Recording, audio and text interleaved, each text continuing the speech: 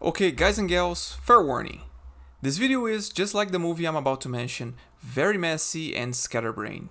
Because it comes from the heart and sometimes we have trouble making sense of stuff that we feel and love.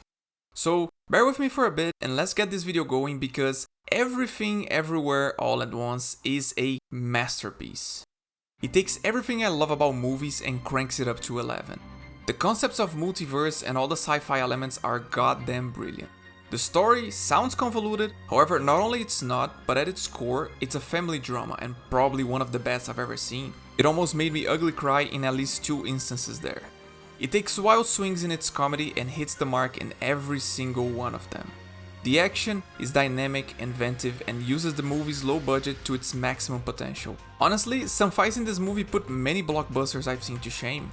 The acting is phenomenal, and if there's any justice in this universe, Michelle Yeoh, Ke Huy Quan, and Stephanie Hsu will be nominated for Oscars in the coming award season.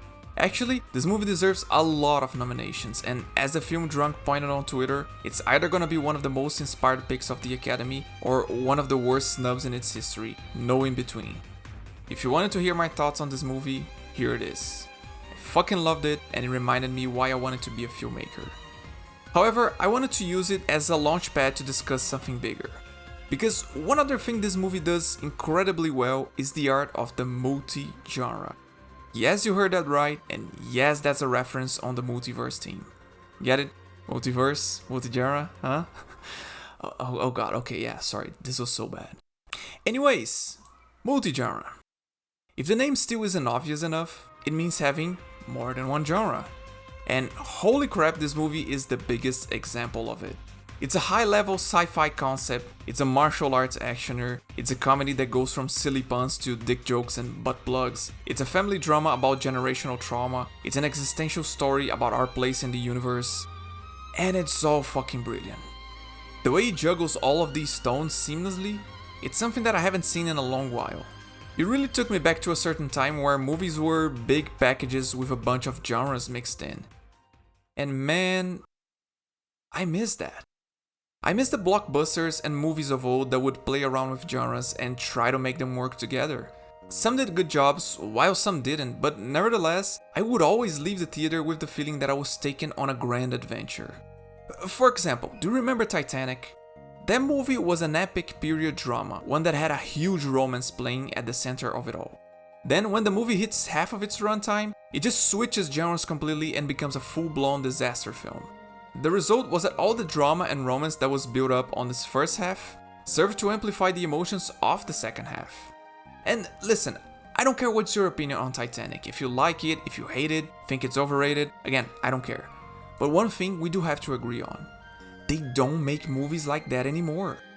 And I'm not talking only about the epic period stuff, I'm talking about the balls that James Cameron had to really make these abrupt changes in tone and really commit to them. Another filmmaker that has been known for doing this for a long time, Spielberg. Look at Jurassic Park, E.T., Indiana Jones. These are movies that have coming-of-age elements, but they're also adventure, they have a lot of horror and gruesome stuff in between, a bit of comedy here and there, and most of all, they have so much heart and drama.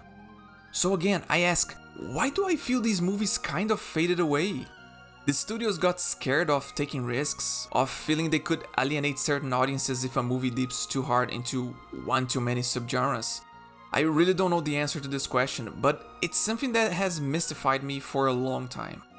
Now, of course, I don't think they're all gone, and funny enough, I feel like out of all the studios out there in the world, Marvel has been probably making the closest out of everyone, creating crowd-pleasing movies that have a bit of everything. But because they have a set, proven formula, and I don't mean that as a criticism, it does feel a bit contained. It's a superhero action movie with some charismatic characters, a bit of emotion here and there, some quips and witty lines to have everyone giggling, and that's it.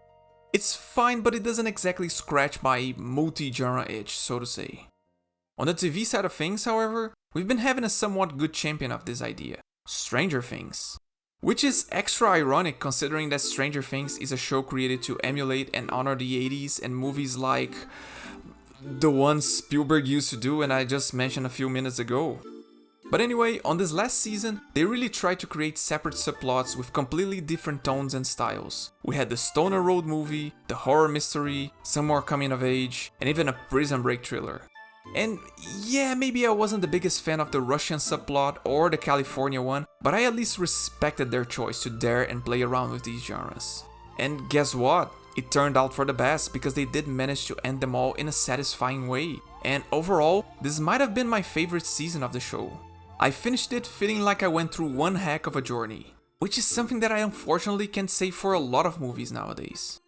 Another type of media that has executed different genres for a while now, and I think people haven't given them proper respect for, is animation.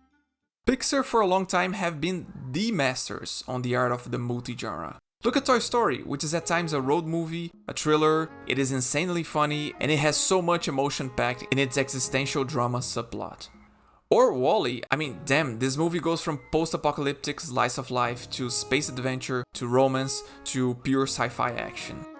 And it's not only Pixar, just take a look at some anime movies. Your Name, a rom-com with a very unique twist that slowly gets more and more serious before, just like Titanic, switching genres completely on the second act and becoming a sci-fi fantasy mixed drama, can I call it that? I mean, fan-fucking-tastic, and it wouldn't break my heart and make me cry at the ending every single time if it wasn't so bold in juggling all these ideas and making them work with one another. You leave the movie feeling like you went through a complete spectrum of emotions. And that is a rare and precious feeling, man. But hey, we don't even have to stick to a big adventure that has all this cocktail of genres. We can look at stuff like Malignant, a movie that starts as a trashy 80s horror and then in the third act it takes a wild turn and you're like, what the fuck?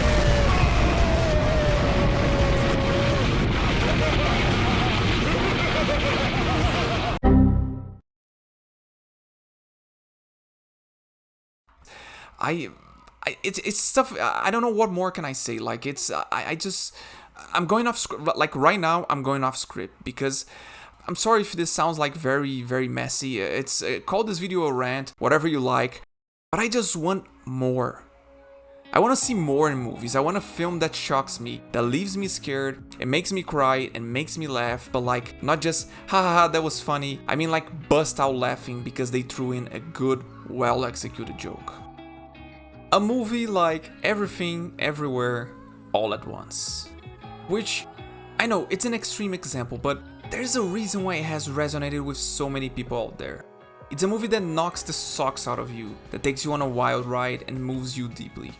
And yes, a lot of the credit can go to the amazing characters, great development, strong themes, but I can't deny the feeling that if this movie wasn't so bold in playing around with so many genres, I don't know if it would have had the same impact. It's a complete experience that just hits you different. It's just like, oh god, okay. At the risk of sounding very corny, it's just like life.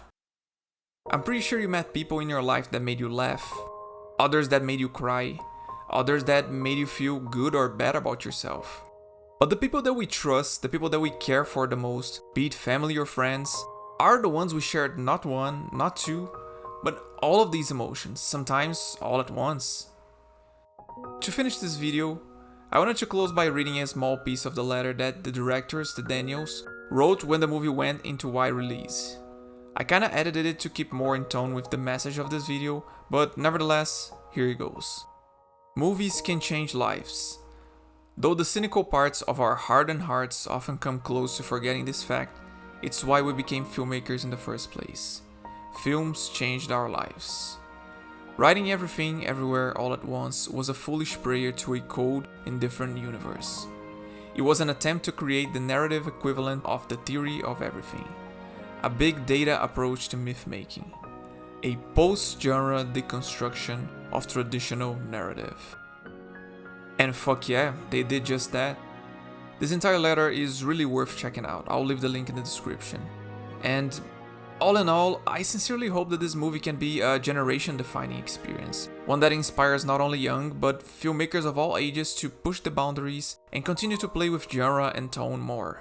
May they also feel inspired by all the movies I mentioned during this video to create films that really yearn to deliver something that makes us cry, laugh, that makes us punch the air in pure hype and shrink in our chairs with fear. Something that feels everything, no, okay, just kidding. This video is already too corny, I'm not gonna make it worse. I think you guys get my point by now, don't worry. And yeah, I mean, this was a fucking mess. I'm honestly, like, I'm right now thinking if I should even post this video. I mean, I don't know, I just want more of my multi-genre theater experience, if I can call it that. That's what's up. But what about you? I know I always ask this question, but this time, this is something that I'm really curious to hear your opinions about. Did my long rant make any sense? Am I the only one craving for these types of movies? Or do you guys feel the same? And if you like this video, consider subscribing to my channel. This is a bit of change of pace for me. I've been focusing more on video essays, and my original plan was actually to make an essay on Everything Everywhere All at Once.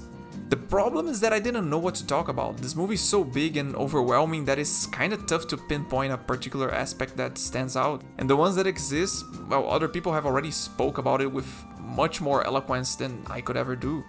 Anyways, if you guys like this, I might be willing to take risks and making more of these loose, honest videos. So, as always, let me know in the comments. And this is the Pretentious Writer. See you next time.